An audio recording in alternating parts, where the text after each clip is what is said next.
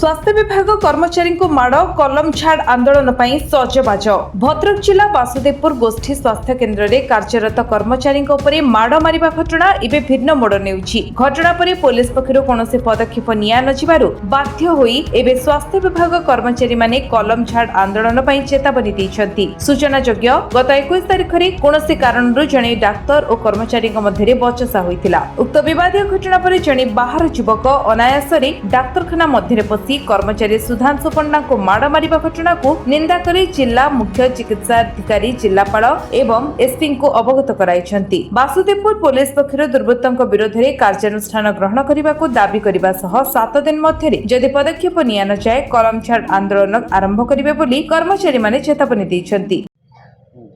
भाई कौन कहिबे जो पे आपण माने आज देखुथुलो हम डॉक्टर चैम्बर को आस्थिले कौन घटना कौन ये घटना प्रति बहुत दुख लगुच आम मेडिकल माने गवर्नमेंट गोटे स्टाफ सकाल 8 रू 2टा पर्यंत आम ड्यूटी करी लोक मानू बहुत मेडिसिन 500-600 पेसेंट को डिस्पेंसिंग कर सारा तापर घर को बाहर भितर कैंपस भितर आम पर माड़ हवा एटा बहुत दुखदायक एवं घृणित माने घटना घटे।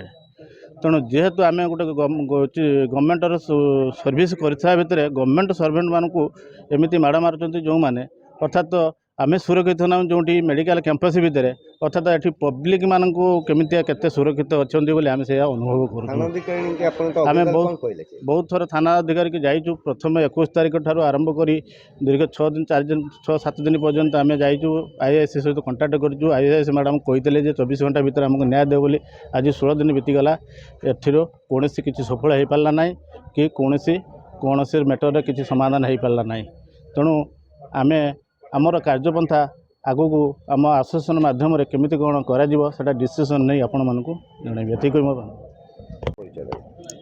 मो ना श्री श्रीजुक्त सुधांशु पंडा मो एमपीएचडब्ल्यू मेल डीडीसी फार्मासिस्ट हिसाब से दीर्घ दिन धरे वासुदेवपुर डीडीसी काम कर मु जड़े सेंसर स्टाफ मोर आज की दीर्घ दिन धरी वासुदेवपुर सीएस काम कर स्थले मो ना कौन लिखित अभियोग ना कि मोर कौन पब्लिक सहित हो कौन स्टाफ सहित मोर कौन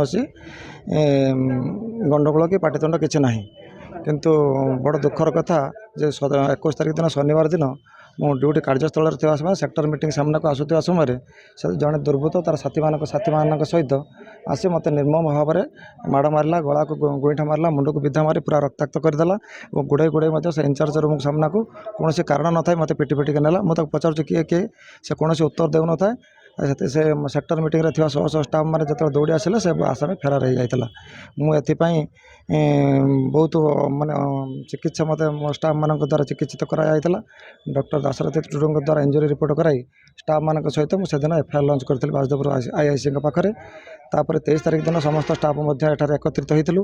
एकत्रित हो इंचार्ज को आमर गोटे मान ग्रीभेन्स जनाइथिलु एवं आईआईसी वासुदेवपुर को ग्रीभेन्स जनाइथिलु।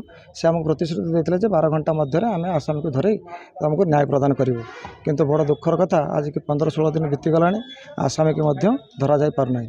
सीसीटीवी फुटेज मैडम पाखे अच्छी सीसीटीवी फुटेज क्लीयर जना पड़ जाए से आसामी जनक किए और तार सहयोगी मैंने किए किंतु आम सरकारी आम राति सकाल 7टा आम लोक मान सेवा कर आसुचु आमर सेवा करिवार कौन त्रुटि ना सेवा करने सत्वे जदि आम पब्लिक ठारू माने गवर्नमेंट परिसर मध्य जदि आम माड़ खाइबू सरकार विभिन्न स्वास्थ्य विभाग विभिन्न प्रकार एक्ट आनी से कौन भाई दफा जे लगे जे से आम सन्देह प्रकाश करुँ किपर भाव में से आसामी बेल पाइबा को सक्षम होटा को आम दुख प्रकाश करुँ से आम सहयोगी और स्टाफ मैंने आसी आज इंचार्ज को घेर करते तापर जाकि आम आईआईसी को देखा करूँ ए बाबद आम ग्रीभांस आम सीडीएम सार को इंचार्ज जरिया आम जनइलु कलेक्टर सार को जनइबू और एसपी सार को जनइबू और 7 दिन आम टाइम देचु 7 दिन मध्य जदि कौन निष्पत्ति न करा जाए आम समूह समस्त वर्गर कर्मचारी माने आम आसी सोमवार दिन एठारे माने प्रतिवाद करूँ और कला बैच पिंधु तापर 3 दिन पर आम स्ट्राइक कार्यबंद करूँ। आपण सरकारी कर्मचारी आज्ञा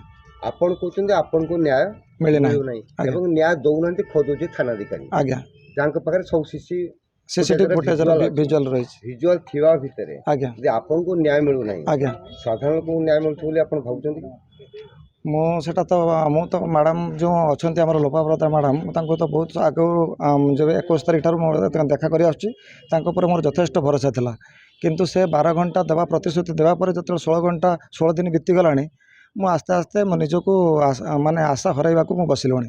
ଆଜି ବି ମଧ୍ୟ ଯାଇଥିଲୁ ସେ ମଧ୍ୟ ଆମକୁ ଖୁବ୍ ଶୀଘ୍ର ନ୍ୟାୟ ପ୍ରଦାନ କରିବେ ବୋଲି ଆମକୁ ପ୍ରତିଶ୍ରୁତି ଦେଇଛନ୍ତି। ଦେଖାଯାଉ ଆପଣଙ୍କ ଜରିଆରେ ମୁଁ ନିବେଦନ କରୁଛି ଆମେ କିପରି ମାନେ ଆମେ ନ୍ୟାୟ ପାଇବୁ ଯାହାଫଳରେ କି ମୁଁ ତ ଯାହା ପାଇଲି ଆମର ଯେମିତି ଏହା ଗୋଟେ ପବ୍ଲିକକୁ ଯେମିତି ମେସେଜ୍ ଯିବ ଯେମିତି କୌଣସି ପବ୍ଲିକ ଲୋକ ଆସି ଆମ କ୍ୟାମ୍ପସ୍ ମଧ୍ୟରେ ଆମର କୌଣସି କର୍ମଚାରୀଙ୍କୁ ଯେମିତି ଆକ୍ରମଣ ନ କରନ୍ତି। ଡବଲ ଇଞ୍ଜିନ ସରକାର ଚାଲିଛି। ଆଜ୍ଞା ବହୁତ ଡବଲ ଇଞ୍ଜିନ ସରକାର ଲୋକମାନଙ୍କୁ ସୁରକ୍ଷା ଦିଆଯିବ। ଆଜ୍ଞା ଡବଲ ଇଞ୍ଜିନ ସରକାର ଭିତରେ ଆମେ ଦେଖୁଛୁ ମେଡିକାଲ ଭିତରେ ଜଣେ ଥିବା ଫାର୍ମାସିଷ୍ଟଙ୍କୁ ବହୁତ ଫାର୍ମାସିଷ୍ଟଙ୍କୁ ସେ ମେଡିକାଲ ପରିସର ଭିତରେ ମାଡ଼ ମରା ହେଉଛି। ଏ ବାବଦରେ ଯେତେବେଳେ ଥାନା ଅଧିକାରୀ କିଛି ଗ୍ରହଣ କରୁନାହାନ୍ତି ଥାନା ଅଧିକାରୀଙ୍କ ବାବଦରେ ଆପଣ ଲିଖିତ ଭାବରେ ଏସ୍ପିଙ୍କୁ କିଛି ଜଣାଇଲେଣି? ସେ ବିଷୟରେ ସରକାରଙ୍କୁ ତ ଆମେ ଜଣାଇଛୁ। ସରକାର ମୁଁ ତ ଆଇନକୁ ହାତ ମୁଠାକୁ ନେବାକୁ ଚାହୁଁନି, ଆଇନ ଭିତରେ ରହି ଯାହା କିଛି କରିବାକୁ ଚାହୁଁଛି।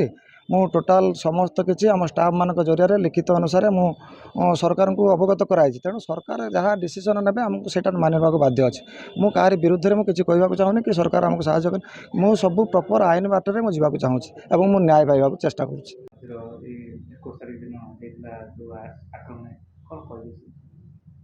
ସିଏ ଏଠି କାମରେ ଥିବା ସମୟରେ DDCରୁ କାମରେ ଥିବା ସମୟରେ ଗୋଟେ ଅଜଣା ଲୋକ ଆସିକି ତାଙ୍କୁ ମାରିକି ଗଲା। ସେ ବିଷୟରେ ଆମେ ଥାନାକୁ ଜଣାଇଲୁ, ଥାନାରେ କେସ୍ ରେଜିଷ୍ଟର ହେଇଥିଲା କିନ୍ତୁ ବର୍ତ୍ତମାନ ସୁଦ୍ଧା ଆସାମୀକି ଧରାଯାଇନି। ଥାନାବାଲା ଶୁଣିବା ପାଇଁ ମିଳୁଛି ତାଙ୍କୁ ଏମିତି ଗୋଟେ କେସ୍ ଦଫା ଦେଲେ ସେ ବେଲ୍ ହେଇଗଲେ। କୁହାଯାଏ ଯେ ପୋଲିସ ଏବଂ ଯେଉଁ ଡାକ୍ତରଖାନା କର୍ତ୍ତୃପକ୍ଷ ଭିତରେ ଗୋଟେ ଭଲ ସମ୍ପର୍କ ଥାଏ। ଆପଣ ଭାବୁଛନ୍ତି କି ବାସୁଦେବପୁର ଥାନା ଅଧିକାରୀ ଜିନିଷଟା କରୁଛନ୍ତି? ସେଟା ତ ମୋ ସମ୍ପର୍କ ତ ଅଛି, ସେ ରହିବ, ସେଟା ଅଛି। କିନ୍ତୁ ମୋତେ ମ୍ୟାଡ଼ାମ୍ କଥା ଦେଇଥିଲେ କି ସାର୍ ମୁଁ କଥା ଦେଉଛି ସେ ଲୋକକୁ ଆଣିବି ଆପଣଙ୍କ ସାମ୍ନାରେ ପ୍ରଡ୍ୟୁସ୍ କରିବୁ ଯେ କ'ଣ ପାଇଁ ସେ ମାରିଲା କ'ଣ କଲା ସେ ବିଷୟରେ ଆମେ ବୁଝାବୁଝି କରିବୁ। ଆଜି ଯେତେବେଳେ ମ୍ୟାଡ଼ାମ୍ଙ୍କ ସହିତ ମୁଁ କଥା ହେଲି, ଯେତେବେଳେ ଷ୍ଟାଫ୍ ମାନେ ଆସିକି ମୋତେ ଘେରାଉ କଲେ ଆଉ ମୋତେ ଯେତେବେଳେ ପ୍ରେସର୍ କଲେ ମୁଁ କହିଲି ପଚାରିଲି ଯେ ତାଙ୍କ ସାମ୍ନାରେ ମ୍ୟାଡ଼ାମ୍ଙ୍କୁ ପଚାରିଲି ଯେ ମ୍ୟାଡ଼ାମ୍ ଏମିତି ସେମାନେ କହୁଛନ୍ତି କାମ ବନ୍ଦ କରିବେ ନା ସେ ମ୍ୟାଡ଼ାମ୍ ମୋତେ କହିଲେ କି ସେ ତ ତା'ର ବେଲ୍ ଘିନି ଆସିଛି ଆମର ଆଉ କିଛି କରିବାର ନାହିଁ। ମୁଁ କହିଲି ମ୍ୟାଡ଼ାମ୍ ସେମାନେ କାମ ବନ୍ଦ କରିବାକୁ ଚାହୁଁଛନ୍ତି ନା କାମ ବନ୍ଦ କଲେ କରିପାରିବେ। ମ୍ୟାଡ଼ାମ୍ ଏହା କହିଲେ ତେଣୁ ମୁଁ ସେମାନଙ୍କୁ ତାଙ୍କର ଯେଉଁମାନେ ଦେଇଥିଲେ ଯେଉଁ କାଗଜଟା ତାକୁ ମ୍ୟାଡ଼ାମ୍ ପାଖକୁ ଫରୱାର୍ଡ଼ କଲି। ତ ମ୍ୟାଡ଼ାମ୍ ପରବର୍ତ୍ତୀ ପଦକ୍ଷେପ କ'ଣ ନେବେ ଆଉ ମୁଁ ସେଇଟା ବି CDM ସାର୍ଙ୍କ ପାଖକୁ କଲେକ୍ଟର ସାର୍ଙ୍କ ପାଖକୁ ଫରୱାର୍ଡ଼ ବି କରିଛି। ତେଣୁ ଆସାମୀ ବର୍ତ୍ତମାନ ସୁଦ୍ଧା ଧରା ପଡ଼ିନାହାନ୍ତି। ଆସାମୀ ମାନେ ସେଠି ଜଣେ ମାରିଥିବା ସତ୍ତ୍ୱେ ମଧ୍ୟ ଅନ୍ୟମାନେ ତା ଦେହରେ ବି ଥିଲେ। ଆଉ ଯେଉଁ CCTV ଫୁଟେଜ୍ ବି ଆମେ ସବୁ ଦେଇଥିଲୁ କିନ୍ତୁ ମ୍ୟାଡ଼ାମ୍ ଏପର୍ଯ୍ୟନ୍ତ କାହାକୁ ଆରେଷ୍ଟ କରିନାହାନ୍ତି। ଆଉ ଗୋଟେ କଥା କହିବୁ ସାର୍, ଗୋଟେ ସରକାରୀ ଅଫିସ୍ ଏଇଟା, ସରକାରୀ କାର୍ଯ୍ୟାଳୟ ଭିତରେ ଯଦି ଏମାନେ ସୁରକ୍ଷିତ ହେଇପାରୁନାହାନ୍ତି ସେତେବେଳେ ଥାନାରୁ ମିଳିଯାଉଛି ସେମାନଙ୍କୁ ବେଲ୍। ଏମିତି କି ଦଫା ଲାଗିଲା ଯେ ତାଙ୍କୁ ବେଲ୍ ମିଳିଗଲା? ଯେ ସେଇ ବିଷୟରେ ତ ମୁଁ କହିପାରିବିନି, ଆପଣ ମ୍ୟାଡ଼ାମ୍ଙ୍କୁ ପଚାରିଲେ ମ୍ୟାଡ଼ାମ୍ ବେଟର୍ କହିପାରିବେ। କାହିଁକିନା ଗୋଟେ ଆମର ଯେଉଁ ମେଡ଼ିକାଲ ପରିସରରେ ମେଡ଼ିକାଲର କୌଣସି ଜିନିଷକୁ ଆପଣ ମାନେ କ୍ଷତି ପହଞ୍ଚାଇବା କିମ୍ବା ମେଡ଼ିକାଲ ଡାକ୍ତର ହୁଅନ୍ତୁ କିମ୍ବା ଅନ୍ୟାନ୍ୟ କୌଣସି କର୍ମଚାରୀଙ୍କୁ ଆଘାତ ଦେବା ତ ତା'ର ନନ୍ ବେଲେବୁଲ୍ ସବୁ ଦଫା ଅଛି।